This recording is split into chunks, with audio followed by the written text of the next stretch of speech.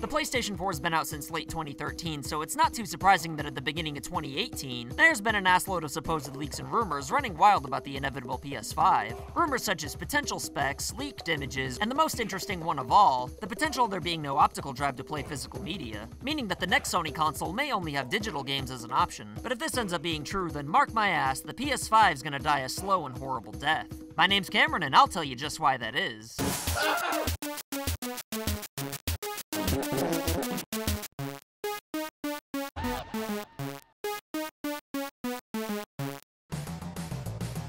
Before 15% of the people watching this video juke on me in the comments, hear me out for a second. I'm not saying that digital games are a bad thing. I know it may seem like I feel that way if you take a look at some of the state-of-the-art award-winning content I've been making lately, but I totally do see the benefits of owning games digitally. Most people prefer owning music, movies, and TV shows digitally, or at the very least they're content with streaming services. And there's a lot of people who prefer the same thing with games as well, so I see why people would think that the future of gaming is going to be digital, but comparing games to music and movies is apples and oranges. I'd have to imagine that Sony realizes this and that the rumors of there being a digital-only PS5 are indeed just rumors. But for the sake of this video, let's assume that it's true. Not everybody who plays video games is a collector, and that's fine. But if Sony forces digital games onto people as a mandatory feature, then they'd better have nude photos of Jimmy Millwood built into the console, otherwise Sony's gonna find themselves in a serious pile of mysterious brown smelly liquid like they were with the digital-only PSP Go. I mean, does anyone even remember the PSP Go? That thing sold even worse than my leaked sex tape that was only sold at one gas station. But to be fair, the only reason my sex tape sold better is because it came with a 20% off coupon to Applebee's. By the way, Terry, if you're watching this video, you owe me royalties for that tape, damn it.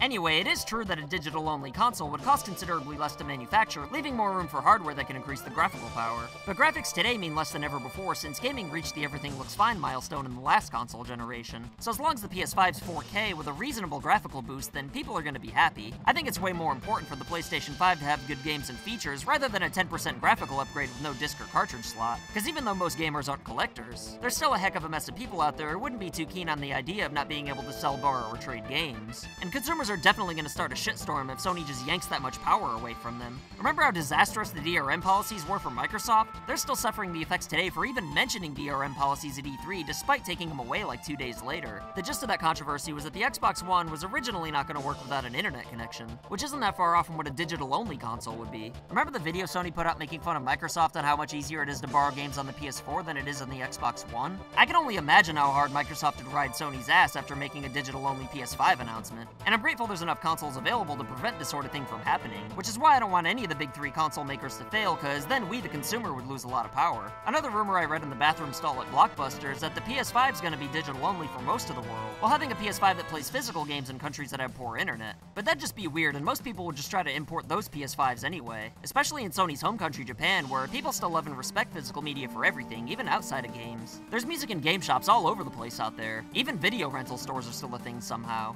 Netflix exists over there, but it still isn't nearly as popular as it is in the States, despite having a way better content selection. I'm sure console makers would love it if the used games market died off and that we'd have to keep every game we ever bought. And I don't blame them for trying to solve this problem, but taking people's option for physical media away from them isn't the way to go about it. It'd be like owning a successful grocery store but killing the local farmer in front of everybody in broad daylight for selling horse milk at a cheaper price. It wouldn't cause people to buy your horse milk, they'd just be pissed off and stop shopping at your store altogether. And it's also not a good idea to make physical media suck ass on purpose by not including full games on the discs or cartridges. Games shouldn't require massive day one downloads to be playable, unless the game's intended to be played online. I've made a lot of videos on this lately, and for the jabronis out there who complain about me complaining, how mad do you think people would be if they bought a TV series on DVD with half the episodes being on one disc, and a download code to watch the other half that'll only work on one DVD player? Obviously nobody would ever accept that, and there'd be hell raised all over the place.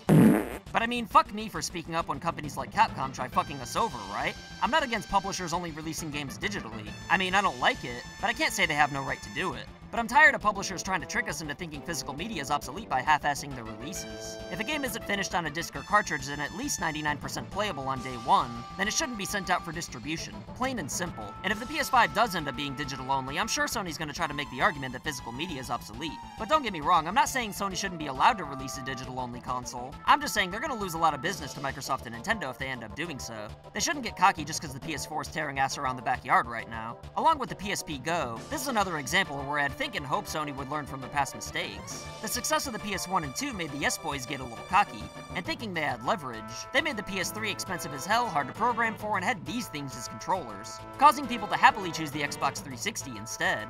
Consumers aren't loyal if they're being screwed over, and it took a long time for the PS3 to rebound, just like it took a long time for the Xbox One to rebound after getting cocky from the success of the 360 with DRM policies and Forced Connect. And the minor controversies surrounding the PS3's launch aren't nearly as bad as the digital-only PS5 would be. The only way a digital-only PS5 could possibly work would be to have two separate consoles available, with the digital-only model obviously being cheaper. After all, if the rumors are true, then Sony's already going to be doing that for countries that have shitty internet anyway. So why force people to import PS5s from North Korea? Releasing a digital-only console as an option would be a good way to test the waters. But I don't think the physical model would sell poorly, since there's always going to be people who want physical media. Personally, I think streaming apps have more movies and TV shows than I could ever find the time to watch. So outside of my very favorite shows and ones that might be harder to find, I don't see any reason to collect DVDs, Blu-rays, or VHS tapes anymore. And I feel the same way about music as well. But even though I understand why a lot of people would feel that way about games, the fact is that there's plenty of people out there who are going to want most of their games physically to preserve or have the option to resell them later. Besides, there's still plenty of people out there who collect music, movies, and TV shows. But the difference is that music still gets physical releases on the same medium, whereas Persona 5 won't run on an NES. It's not like there have been many advancements in sound recording technology requiring upgrades to your music player every 6 years or so. There's small differences between vinyls, cassettes, CDs, and 8-tracks, but not enough for most people to notice or care. And it's because of that casual music fans can stream and download MP3s without collectors losing their pastime.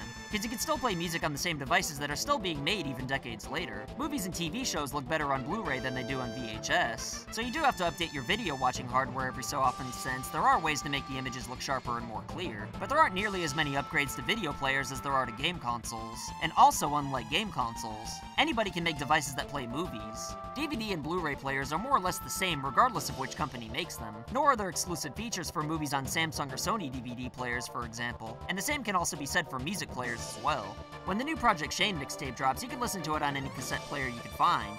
It doesn't matter which company made the cassette player. Even though there aren't as many people collecting music and movies on physical media as there used to be thanks to digital and streaming services, DVDs, Blu-rays, vinyls, and what have you will continue to exist even if it is at a lower level, which is the same case for games. I'd be an idiot to ignore that digital sales are becoming more and more popular, but I'm telling you, they're not going to disappear completely unless Sony, Microsoft, and Nintendo sat down in a room together and agreed to get rid of physical media all at once. But I highly doubt that any of those big three companies are going to be stupid enough to be the first ones to act on a digital-only console, because doing so would be like shooting yourself in the dick in a Mexican standoff. What do you think, though? Would a digital-only PS5 work? Do you think having two separate consoles for physical and digital media could work at the same time? Or should gaming consoles always have physical media as an option? Let me know what you think in the comments below, and as always, I'll pin whatever I find most entertaining. Consider supporting this channel on Patreon if you like vulgarity in your YouTube. Consider supporting this channel on Patreon if you like vulgarity in your YouTube content. Like and share this video to help this channel grow. Follow us on social media, and if you're one of the top 30,000 greatest human beings of all time, then go ahead and press that subscribe button. My name's Cameron, and I'll see you next time. So I want to say thank you to your loyalty, thank you for your support.